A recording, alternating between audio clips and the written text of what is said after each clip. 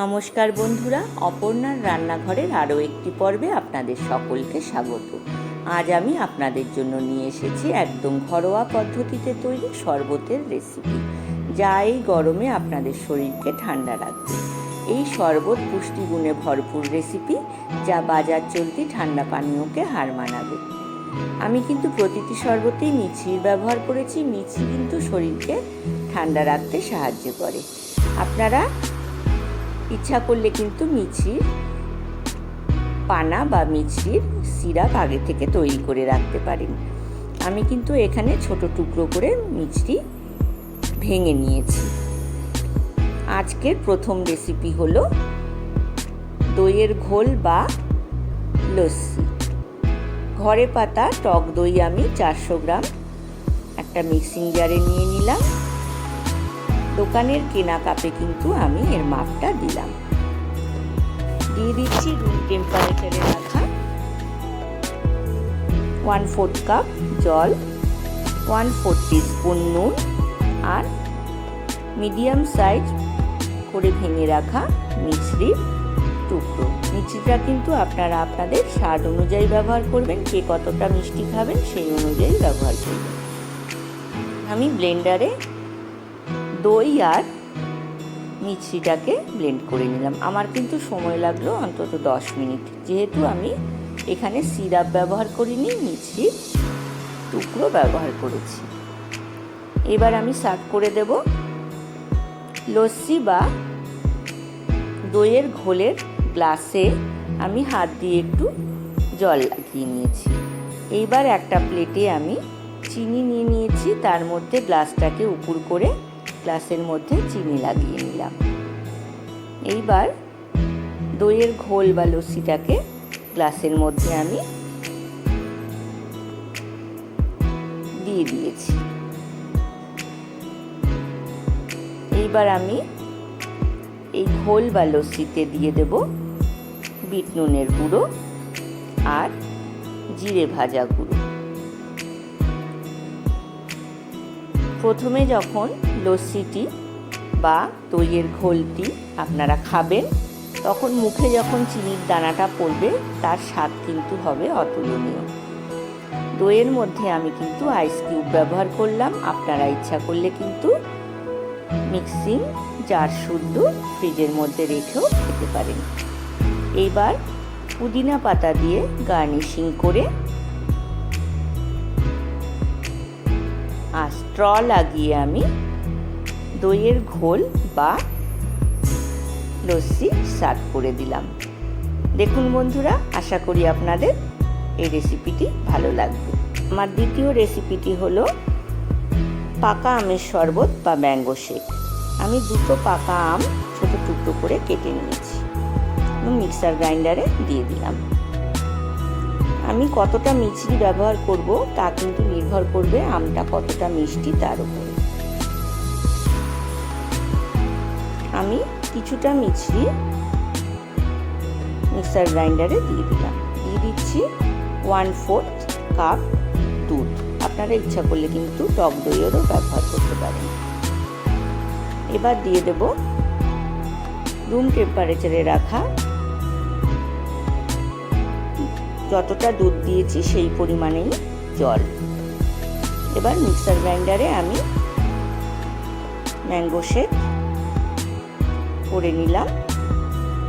আমার mango shake তৈরি করতে সময় লেগেছে কিন্তু 10 মিনিট, কারণ যেহেতু আমি এখানে মিছরির মিডিয়াম সাইজ টুকরো ব্যবহার করেছি। আপনারা যদি মিছরির সিরাপ বা মিছরির পানা ব্যবহার করেন তাহলে কিন্তু এর থেকে অনেক কম সময় লাগবে।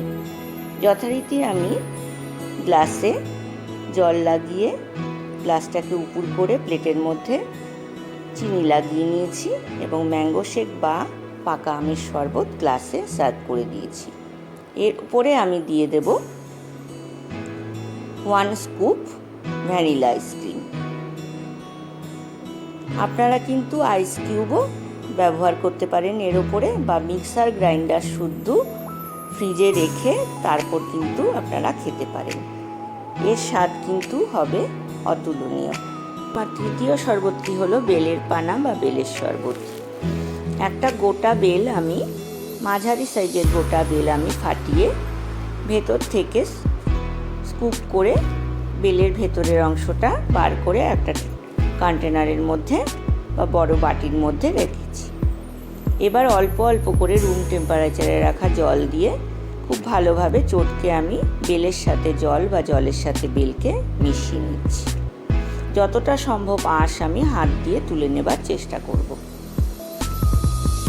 গরমকালে এই বেলের পানা বা বেলের শরবত খেতে কিন্তু ভীষণই ভালো লাগে। আমরা উপোসের দিনেও কিন্তু এই বেলের শরবত বা বেলের পানা খেয়ে থাকি। বেল কিন্তু পেটের পক্ষে ভীষণ উপকারী, বিশেষ করে যারা লিভারের প্রবলেমে ভুগছে। আমি যতটা সম্ভব আঁশ হাত দিয়ে বার করে নিচ্ছি।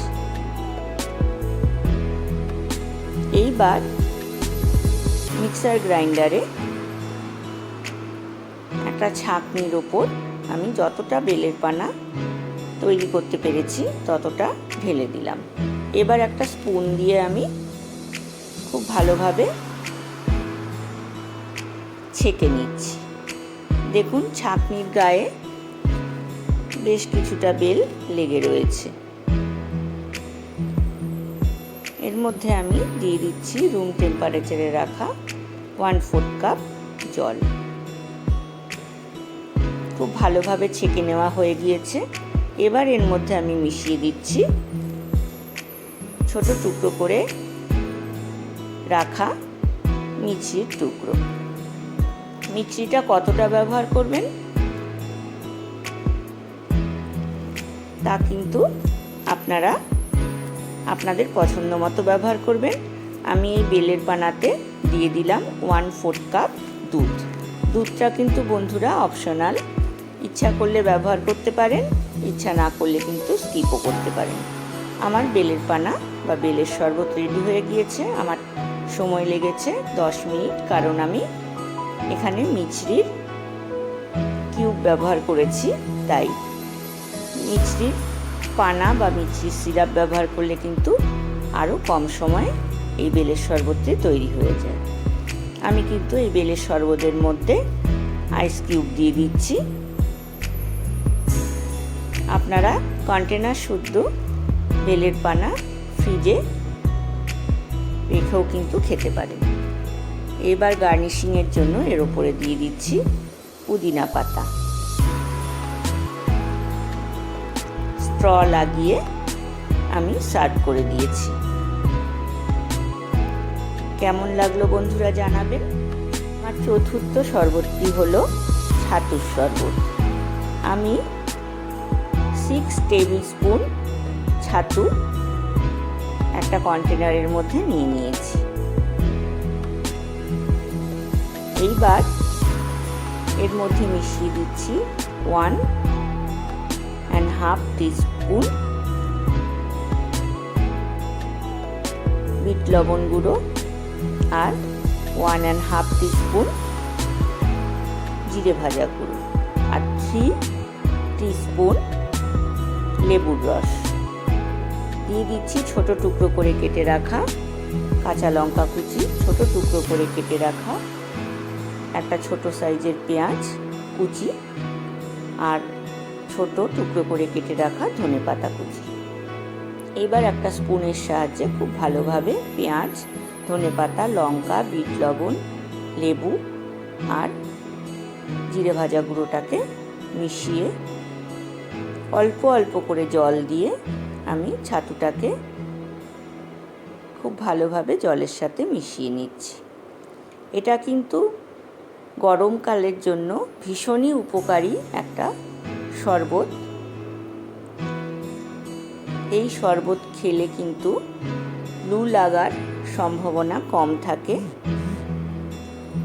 আমি কিন্তু 1 কফি মগ জল ব্যবহার করেছি। আপনারা কতটা পাতলা বা কতটা ভারী করে এই শরবতটা খাবেন তার উপরে কিন্তু জলের পরিমাণটা নির্ভর করবে। আমি কিন্তু এর মধ্যে কোনো চিনি ব্যবহার করব না। আমার কিন্তু ছাতুর শরবত রেডি হয়ে গেছে বন্ধুরা। আমি গ্লাসে সার্ভ করে দেব। আমি কিন্তু এর মধ্যে কোনো আইস কিউব ব্যবহার করিনি। আপনারা ইচ্ছা করলে আইস কিউব ব্যবহার করতে পারেন বা কন্টেনার শুদ্ধ ফ্রিজে রেখেও খেতে পারেন। আপনাদের এই রেসিপিটা কেমন লাগলো বা এই শরবতটা কেমন লাগলো আমাকে কিন্তু কমেন্টস বক্সে কমেন্টস করে জানাবেন আপনাদের কেমন লাগলো। আমি কিন্তু গ্লাসে সার্ভ করে দিয়েছি।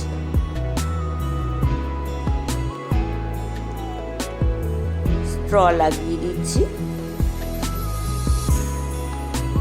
আর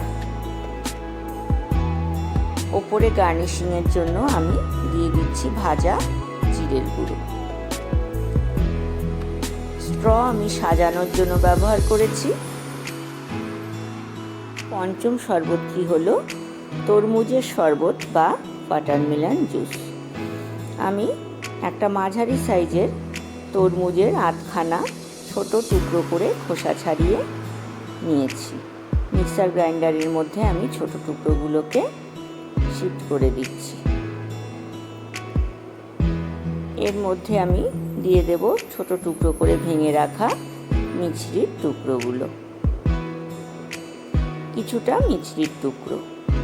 ওয়াটারমেলন বা তরমুজ কতটা মিষ্টি তার উপর কিন্তু নির্ভর করবে কতটা মিছরি আপনারা ব্যবহার করবেন। আমি দিয়ে দিলাম 1/4 কাপ রুম টেম্পারেচারে রাখা জল। আমি মিক্সার গ্রাইন্ডারে ব্লেন্ড করে নিলাম ওয়াটারমেলন বা তরমুজকে। আমি ঢাকনা খুলে এর মধ্যে মিশিয়ে দিচ্ছি কয়েকটা পুদিনা পাতা